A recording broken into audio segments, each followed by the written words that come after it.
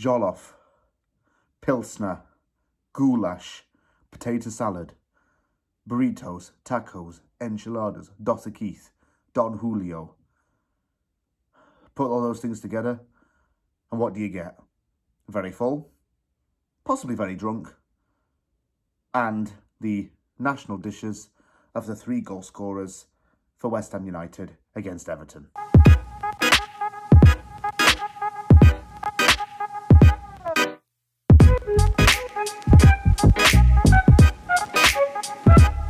Yes, people, welcome back to From the Anvil with me, James. It finished Everton 1, West Ham United 3 at Goodison Park. Not a smash and grab win for West Ham United, but West Ham was the one doing the grabbing at the end of the day. It was quite reminiscent of the 2-1 away win at Burnley in the sense that we left it late to snatch all 3 points. But we had to do it, and sometimes you have to win a game in the cruelest way possible. For Everton, it's not even misfortune that they lost this game. As Baz and Ped from Toffee TV were saying in their post-game reviews, Everton's won 3 home games all season, and if fans choose to think that that's not really an issue, then those fans do not have the same standards as Baz claims he does. So I just want to quote something from there. As for West Ham, though, if you look at and compare how we were at the start of this calendar year to where we are in our last 2 games, there's definitely been some improvements. You wouldn't want me to even begin to tell you that. Last 2 games, we scored 7 goals and conceded 3. So that's definitely helping out the goal difference. And also, we're starting to cut out some of the errors that caused us to go on a slump at the turn of the year. This is very pleasing as well. With the Everton game, I think that even though some individuals didn't perform to how we would have liked them to perform, they still really came in there and did a job. A lot of people in that game really stood out for me. There are already talks of some Hammer of the Year candidates based on the performances in that game, but that's always because of consistency as well, and you have to factor those things in. As for the team lineup, I'll start with that as per usual. It was unchanged from the game against Brentford, and rightly so. Calvin Phillips returned from his suspension and was on the substitutes bench.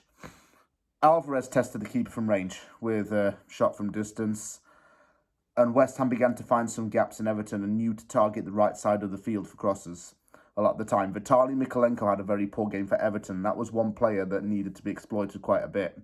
I think that it was Mohamed Kudus and Jarrod Bowen who were told to really put pressure on him and the other Everton defenders as well. Everton did allow Kudus to get onto his stronger foot a lot of the time, and that's how Kudus threatened Everton. I thought he had a really good game. By half-time, fans were saying that he seemed to be a bit washed since he came home from AFCON, but he's definitely not been that way. He may not have gotten the goals that we expect of him, but he still made a contribution in the threatening build-up of the attacks. Zuma, on the other hand, was still very shaky. I'm sorry to say it again, that even though he did score in this game, that's a spoiler alert, by the way, he did look a little bit unbalanced at times. He struggled to settle and really struggled to stay firmly on his feet. Mavropanos, on the other hand, was keeping things quite tight.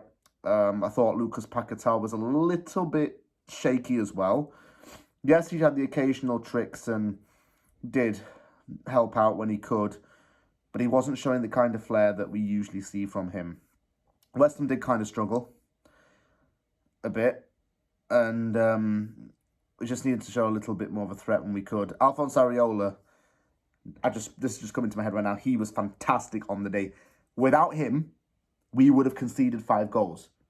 Seriously, we would have conceded 5 goals. We would have been a completely different attitude and a mood coming into this video. But he kept us in it with some fantastic saves. Another Hammer of the Year candidate for us. He definitely has to be in that bracket. Fortunately, before half-time, there was an incident in which Zuma did handball. I'm not sure if he meant it or not, but regardless, it was given. Beto was the player who was filling in for Dominic Calvert-Lewin. It was Beto who stepped up to take the penalty. Areola dived to his right and saved it. it was pretty lame penalty at the end of the day, and Everton fans were feeling disgruntled by the penalty miss. So it was 0-0 at half-time. I would have said that West Ham needed to work a little bit more on getting the ball into the box without crossing it in. So far's trying to cross the ball into the box, but you've got players like Godfrey and Tarkowski in there who are quite tall and physical. You're not really getting the ball crossed in with those two guys in the box. Souček actually played quite well. People were saying he was poor, but people just want to jump on that conclusion for nothing sometimes. Zuma, yeah, definitely did have a bad game as well. Emerson, Mr. Consistent. I don't need to keep saying it week in, week out, but he definitely is Mr. Consistent. I felt Alvarez was just absolute colossal unit throughout the game. Without Alvarez in the team, we have no defensive structure to link our defensive midfield. He really does provide that. Again, El Mop Sheen, cleaning up the place. Start second half, conceding an early goal has been in the second half has been quite a big thing with West Ham. Really, it's been something that we've needed to cut out for the majority of the season because it is biting us in the butt sometimes. We really don't need to be doing that at the start of the second half. I did put the blame on Maverick Parks for this one, but then again, I looked at the replays and he's like 8 yards ahead of Beto, who gets a free header to head it into the bottom right corner. I thought he actually played pretty well for Everton on the day. Can't lie to you. Could have done a bit better from that point onwards. Then West Ham started to up the tempo a little bit. Equaliser came though for Kurt Zuma against his former club. Ward-Prowse whips in a corner and Zuma heads it in off the bar into the net. Thought Ward-Prowse actually didn't have the best of games even despite the assist. And then he came off and was replaced by Phillips. Phillips did nothing really throughout the game. I'm sorry, but he didn't. He coasted around too much. Kudus had a really great chance of his own to try and round the keeper, but he was denied from a Pickford save. Bowen started to liven up a little bit, and when Everton brought on Dominic Calvert-Lewin, I thought he was going to bag it. But incredible Areola save stopped Calvert-Lewin from getting a goal. I think he scored like 1 in 21 games or something like that. It's really uncommon for him to score in general. I know Everton fans have tried to be patient with Calvert-Lewin. However, the patience is one thing. He's not providing anything for that team, unfortunately. No matter how much faith you put in him. Antonio came on for Lucas Paquetá, and we know Antonio was that physical kind of striker. He did rough up and get up in the face of those defenders. Certainly did. 90th minute mark. It's cleared away. West Ham wins it back. Kudus gets into the wing position to cross it. Finds Souček, who's quite wide open on the edge of the box. And as soon as Souček chested it down, I knew he was going to hit it first time. I didn't think he had it in his locker to blast that in, but he blasted it into the net. Sends the West Ham fans into absolute limbs. Takes his shirt off, spins around in like the helicopter and on a wheelie chair, so I'll do it. In this Soucopter kind of thing. And it's 2-1 West Ham.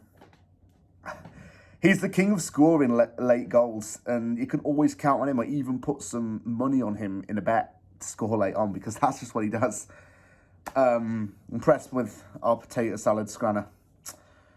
To really kill things off for the game, there was a counter-attack which resulted from West Ham clearing a corner. West Ham moves with the ball. Kudus then just finds Alvarez, who flobs it over a rushing Jordan Pickford. The Mexican defensive midfielder gets his first goal in the Premier League. Everyone's saying, oh, well, Antonio would have skied that, and probably would have actually.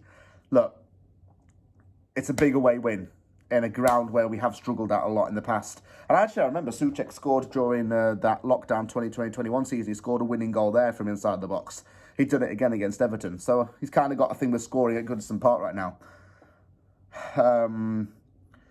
We're going into the game against Freiburg now with a lot more confidence, and I'm really hoping that we can pick up from here. But look, Souček and Alvarez were phenomenal in that game. Really, really pleased for Alvarez. Is just a colossal unit. You can count on Souček to score late winners as well. Yeah, it really made my weekend. It was worth getting up at 6 o'clock in the morning for. Up next, we've got Freiburg, and we get a win there and get some confidence. We can then kick on for the game against Burnley.